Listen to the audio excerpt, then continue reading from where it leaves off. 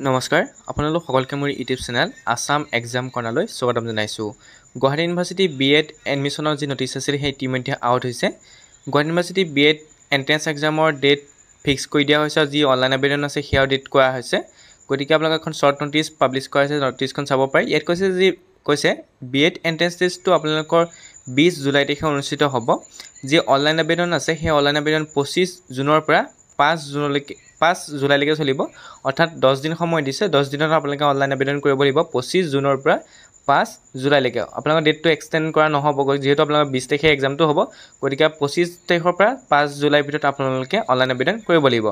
এইবুলি অনলাইন আবেদন আপোনালোকৰ গুৱাহাটী ইউনিভাৰ্চিটিৰ যিটো স্মাৰ্ট পৰ্টেল আছে তাত হ'ব। অনলাইন প্ৰচেছটো মই দেখুৱাই দিম যেতিয়া অনলাইন আবেদন 25 তাৰিখে আৰম্ভ হ'ব।